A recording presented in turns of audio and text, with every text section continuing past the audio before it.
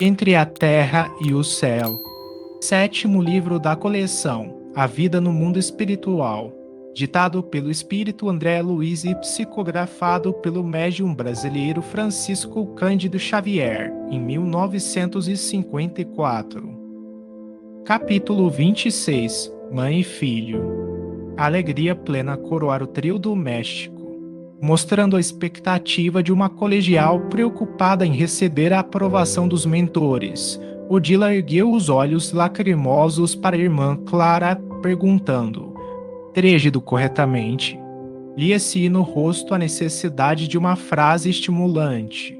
A venerável amiga conchegou-a de encontro ao coração. "Venceste, valorosa", disse, terna, "compreendeste o santo dever do amor. Abençoarás para sempre este maravilhoso dia de renúncia e doação de ti mesma." Vimos Odila colar-se a ela à maneira de uma criança nos braços maternais, chorando copiosamente. "Não te comovas tanto assim", apelou a benfeitora, osculando-lhe os cabelos. Sensibilizando-nos igualmente, a primeira esposa de Amaro respondeu com dificuldade: "Meu pranto não é de sofrimento. Sinto-me agora leve e feliz. Como não compreendia-o assim antes?" "Sim", elucidou Clara de modo significativo, "perdeste peso espiritual, habilitando-te à elevação de nível. Nossas paixões inferiores imantam-nos à terra, como o visco prende o pássaro à distância das alturas." Afagando-a, acentuou bondosa: "Vamos. Deste agora o amor puro e, por isso, o amor puro não te faltará. De hora em diante, serás aqui bem-aventurada mensageira, de vez que o teu coração permanecerá em serviço dos anjos guardiães de nossos destinos, que velam por nós abnegadamente, esperando-nos na vida mais alta, cedendo o carinho de teu companheiro a outra mulher, de cuja colaboração necessita ele para redimir-se. Conquistaste nele novo patrimônio de afetividade e, aproximando a filhinha daquela a quem devemos querer como irmã, adquiriste o merecimento indispensável para recuperar o filhinho, cujo futuro poderás orientar. Hoje mesmo estarás ao lado de teu Júlio." Odila, transfigurada, estampou no semblante a luz da felicidade que lhe fluía do mundo interior. O sol inundava a terra de raios vivificantes quando a reconduzimos ao hospital com a promessa de buscá-la mais tarde para a viagem ao lar da benção. Com efeito, transcorridas algumas horas, quando a pausa dos nossos compromissos de trabalho nos ofereceu a oportunidade precisa, convocamo-la ao reencontro. Sustentada nos braços de Clara, a mãezinha de Júlio revelava inexcedível contentamento. Era a primeira vez, depois da morte física, que se confiava a romagem tão linda, prorrompendo em exclamações admirativas ante os surpreendentes jogos da luz. Nas vizinhanças do sítio para o qual nos dirigíamos, inalava o ar tonificante a longos haustos, deslumbrando-se na visão da natureza saturada de perfumes e adornada de flores. Extasiou-se na contemplação das centenas de pequeninos que brincavam festivamente. Muito pálida, de atenção presa à multidão infantil, na procura ansiosa do filho, achava-se mentalmente muito distanciada de nosso grupo. Por isso mesmo, deixava-se conduzir qual se for um autômato. Acompanhando Clarencio, atingimos a residência de Blandina, que nos acolheu com a gentileza habitual. Entramos. Não houve necessidade de muitas palavras. Atraída pelo grande berço que se levantava à nossa vista, Odila precipitou-se sobre o menino enfermo, bradando, alarmada: "Meu filho, Júlio, meu filho." Indubitavelmente, a sabedoria universal colocou imperscrutáveis segredos no carinho materno. Algo de milagroso e divino existe nos laços que unem mães e filhos que, por enquanto, não podemos apreender. A criança doente transformou-se de súbito. Indefinível expressão de felicidade cobriu-lhe o semblante. Mãe, mãe, gritou, respondendo, e alongou os braços, agarrando-se ao busto. Em lágrimas, Odila retirou instintivamente do leito, beijando-o enternecida. Quando se acerenou a deslordante emotividade, sentou-se ao nosso lado, trazendo o filho ao colo. Júlio, completamente modificado, contava-lhe quanto lhe doía a garganta, mostrando-lhe a glote extensamente ferida. E terminada que foi a hora comovente que nos empolgara a todos, Dulandina abriu a conversação geral, acentuando, contente. Sabíamos que a divina bondade não deixaria o nosso doentinho sem a ternura maternal. Júlio agora terá junto dele a insubstituível dedicação. Odila, que se mostrava compreensivelmente conturbada ante a posição orgânica do menino, nada respondeu, contudo. Clara considerou afetuosa. Esperamos localizar nossa amiga no parque por algum tempo e, certo, sentirá prazer em encarregar-se do pequenino. Sim, a Escola das Mães apresenta vastas disponibilidades, informou Blandina prestimosa. Odila poderá entregar-se com segurança à tarefa assistencial que Júlio exige. Receberá todos os recursos. Aflige-me encontrá-lo assim, alegou a genitora preocupada, indicando o pequeno enfermo. Não posso atinar com a razão de uma úlcera tão grande, sem o corpo de carne. Não tenho bases para entender de uma só vez tudo quanto vejo, mesmo porque também eu andava louca, incapaz de raciocinar. Reparei que o ministro e a irmã Clara se entreolharam de modo expressivo, dando-me a ideia de que conversavam através do pensamento. Assinalando as doloridas referências maternas, a instrutora designou com a destra o nosso orientador, ajuntando bem-humorada. Clarencio tem a palavra elucidativa. Sim, ponderou o ministro, cauteloso, nossa irmã, como é natural, encontrará pela frente variados problemas ligados ao caminho de elevação que lhe é próprio. Achamo-nos todos infinitamente longe do céu que fantasiávamos na terra e cada qual de nós detém consigo deficiências que será preciso superar. O passado reflete-se no presente. Sorrindo, acrescentou: nosso destino é assim como o rio. Por mais diferenciado se encontre, a distância da nascente que lhe dá origem está sempre ligado a ela pela corrente em ação contínua.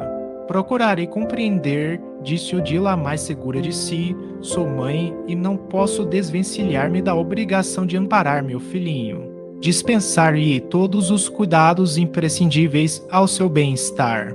Sinto que a felicidade pode ser conquistada no mundo a que fomos trazidos pela renovação. Trabalharei quando estiver ao meu alcance para ver Júlio integralmente refeito. Hoje, novos ideais me banham o coração. É imperioso esforçar-me. Todos os que amamos virão ter conosco, mais cedo ou mais tarde. Esperanças diferentes me animam o espírito. Amanhã, no porvir talvez próximo, terei meus familiares aqui, de novo, e não posso olvidar a necessidade de algo fazer para conseguir o abrigo de que necessitamos. Passei o olhar vago e cismarento pelo recinto, como se estivesse contemplando remotos horizontes, e concluiu: um lar à felicidade restaurada à bênção do reencontro. Por largo tempo, o comentário edificante brilhou na sala, aquecendo a chama da amizade e da confiança em nossos corações. Blandina e Mariana prometeram cooperar, insistindo para que Odila se demorasse junto delas até situar-se, em definitivo, no educandário a que se destinava. A renovada senhora aceitou, reconhecidamente. Despedimos felizes. Após nos separarmos de Clara, retomando o caminho de volta ao nosso domicílio espiritual, julguei conveniente interpelar o instrutor acerca dos problemas que me esfervilhavam no cérebro. Por que não esclarecer Odila com respeito ao pretérito de Júlio? Seria aconselhável deixá-la entregue a informações deficientes, quando lhe conhecíamos extensamente os enigmas da organização familiar? Por que não lhe explanar francamente o impositivo da reencarnação do menino? Clarencio, como de outras vezes, ouviu sereno e generoso. Quando acabei o interrogatório, replicou sem alterar-se. À primeira vista, seria efetivamente esse o caminho a seguir. Entretanto, as recordações do pretérito não devem ser totalmente despertadas, para que ansiedades inúteis não nos dilacerem o presente. A verdade para a alma é como o pão para o corpo, que não pode exorbitar da cota necessária a cada dia. Toda precipitação gera desastres. Além do mais, não nos cabe a vaidade de qualquer antecipação a providências que serão agradáveis e construtivas ao amor de nossa irmã, sentindo-se ainda plenamente integrada no carinho materno. Ela própria assumirá a responsabilidade do trabalho alusivo à reencarnação do pequeno, advogando ela mesma essa medida e destinando-se a criança ao seu antigo lar, encontrará no assunto abençoado o serviço de fraternidade, ao mesmo tempo que se reconhecerá mais responsável. Se movêssemos as decisões, Odila observar-se anulada em sua capacidade de agir, ao passo que, confiando a ela as deliberações que o caso reclama, adquirirá novo interesse para auxiliar Zulmira, de vez que a segunda esposa de Amaro substitui-la na condição de mãe, oferecendo um novo corpo ao filhinho. Admirado com os apontamentos ouvidos, vi-me satisfeito na inquirição. Clarencio, todavia, com o sorriso natural que lhe marcava habitualmente o semblante, aduziu, calmo: a vida é uma escola e cada criatura, dentro dela, deve dar a própria lição. Esperemos agora alguns dias. Interessada em socorrer o filhinho doente, a própria Odila virá até nós, lembrando para ele a felicidade da volta à terra. Entre a terra e o céu. 7º livro da coleção, A Vida no Mundo Espiritual. Ditado pelo espírito André Luiz e psicografado pelo médium brasileiro Francisco Cândido Xavier, em 1954. Capítulo 26. Mãe e Filho. A alegria plena coroar o trio do México, mostrando a expectativa de uma colegial preocupada em receber a aprovação dos mentores. Odila ergueu os olhos lacrimosos para a irmã Clara, perguntando: trígido corretamente. Lia-se no rosto a necessidade de uma frase estimulante. A venerável amiga conchegou-a de encontro ao coração. Venceste, valorosa, disse, terna, compreendeste o santo dever do amor.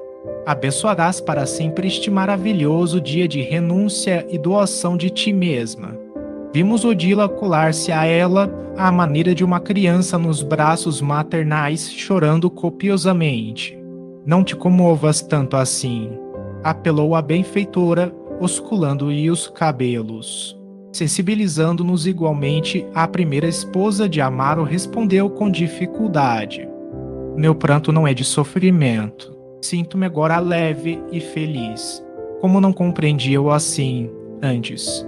Sim, elucidou Clara, de modo significativo, perdeste peso espiritual, habilitando-te à elevação de nível. Nossas paixões inferiores imantam-nos à terra, como o visco prende o pássaro à distância das alturas. Afagando-a, acentuou bondosa. Vamos, deixe agora o amor puro e, por isso, o amor puro não te faltará. De hora em diante, serás aqui bem-aventurada mensageira, de vez que o teu coração permanecerá em serviço dos anjos guardiães de nossos destinos, que velam por nós abnegadamente, esperando-nos na vida mais alta, cedendo o carinho de teu companheiro a outra mulher, de cuja colaboração necessita ele para redimir-se.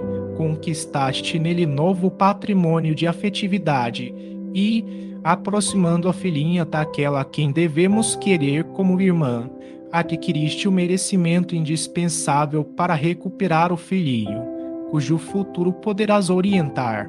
Hoje mesmo estarás ao lado de teu Júlio. Odila, transfigurada, estampou no semblante a luz da felicidade que lhe fluía do mundo interior. O sol inundava a terra de raios vivificantes quando a reconduzimos ao hospital com a promessa de buscá-la mais tarde para a viagem ao lar da benção. Com efeito, transcorridas algumas horas, quando a pausa dos nossos compromissos de trabalho nos ofereceu a oportunidade precisa, convocamo-la ao reencontro. Sustentada nos braços de Clara, a mãezinha de Júlio revelava inexcedível contentamento. Era a primeira vez, depois da morte física, que se confiava a romagem tão linda, prorrompendo em exclamações admirativas ante os surpreendentes jogos da luz. Nas vizinhanças do sítio para o qual nos dirigíamos, inalava o ar tonificante a longos haustos, deslumbrando-se na visão da natureza saturada de perfumes e adornada de flores.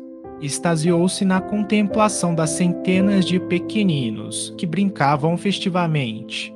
Muito pálida, de atenção presa à multidão infantil, na procura ansiosa do filho, achava-se mentalmente muito distanciada de nosso grupo. Por isso mesmo, deixava-se conduzir qual se for um autômato.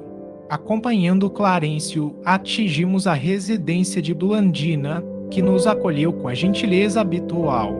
Entramos. Não houve necessidade de muitas palavras. Atraída pelo grande berço que se levantava à nossa vista, Odila precipitou-se sobre o menino enfermo, bradando, alarmada: "Meu filho! Júlio! Meu filho!" Indubitavelmente, a sabedoria universal colocou imperscrutáveis segredos no carinho materno. Algo de milagroso e divino existe nos laços que unem mães e filhos que, por enquanto, não podemos apreender. A criança doente transformou-se de súbito. Indefinível expressão de felicidade cobriu-lhe o semblante. "Mãe, mãe!" gritou, respondendo, e alongou os braços, agarrando-se ao busto. Em lágrimas, Odila retirou instintivamente do leito, beijando-o enternecida. Quando se asserenou a deslordante emotividade, sentou-se ao nosso lado, trazendo o filho ao colo. Júlio, completamente modificado, contava-lhe quanto lhe doía a garganta, mostrando-lhe a glote extensamente ferida.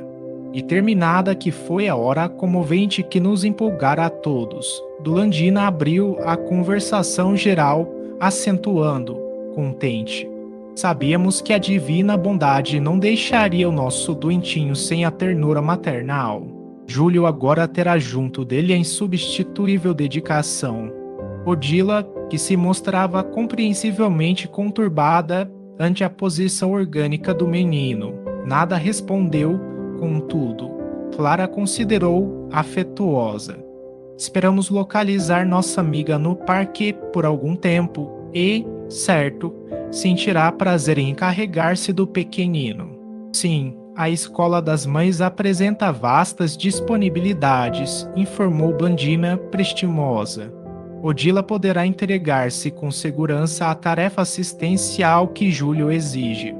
Receberá todos os recursos. Aflige-me encontrá-lo assim", alegou a genitora preocupada, indicando o pequeno enfermo. "Não posso atinar com a razão de uma úlcera tão grande, sem o corpo de carne. Não tenho bases para entender de uma só vez tudo quanto vejo, mesmo porque também eu andava louca, incapaz de raciocinar." Reparei que o ministro e a irmã Clara se entreolharam de modo expressivo, dando-me a ideia de que conversavam através do pensamento. Assinalando as doloridas referências maternas, a instrutora designou com a destra o nosso orientador, ajuntando bem-humorada: "Clarencio tem a palavra elucidativa." "Sim", ponderou o ministro, cauteloso, "nossa irmã, como é natural, encontrará pela frente variados problemas ligados ao caminho de elevação que lhe é próprio.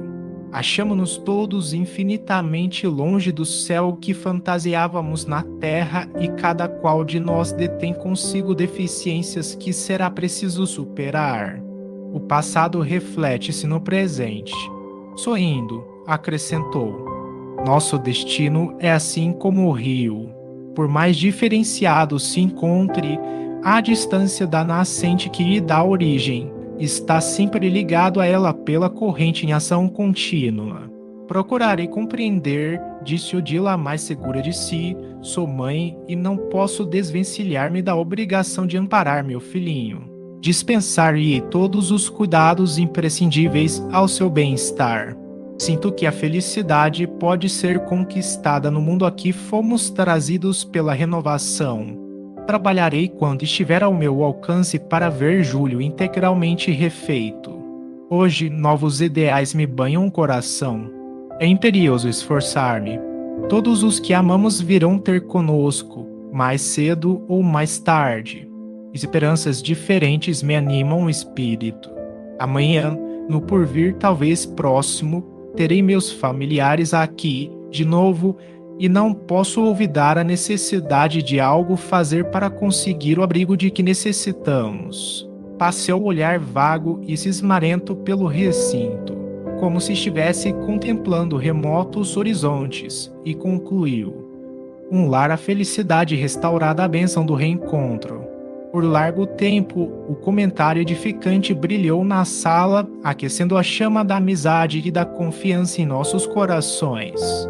Blandina e Mariana prometeram cooperar, insistindo para que Odila se demorasse junto delas até situar-se, em definitivo, no educandário a que se destinava.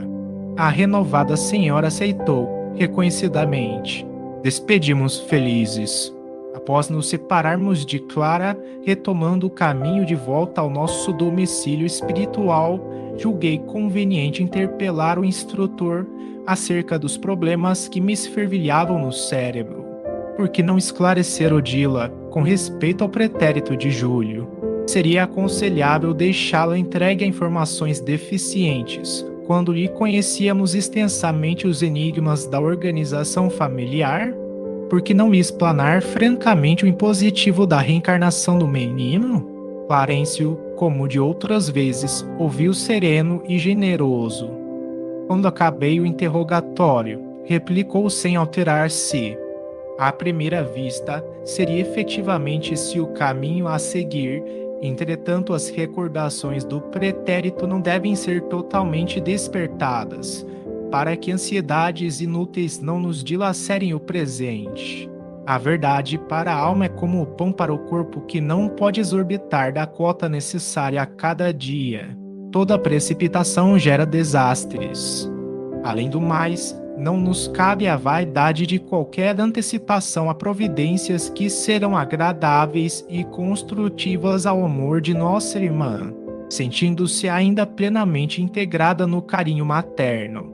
Ela própria assumirá a responsabilidade do trabalho alusivo à reencarnação do pequeno, advogando ela mesma essa medida e destinando-se a criança ao seu antigo lar, encontrará no assunto abençoado o serviço de fraternidade, ao mesmo tempo que se reconhecerá mais responsável.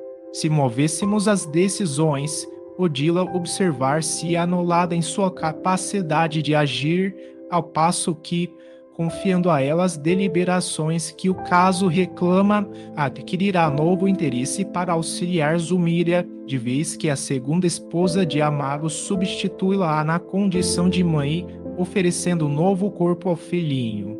Admirado com os apontamentos ouvidos, vi-me satisfeito na inquirição. Clarencio, todavia, com o sorriso natural que lhe marcava habitualmente o semblante, aduziu, calmo: a vida é uma escola e cada criatura, dentro dela, deve dar a própria lição. Esperemos agora alguns dias. Ponto interessada em socorrer o filhinho doente, a própria Odila virá até nós, lembrando para ele a felicidade da volta à terra.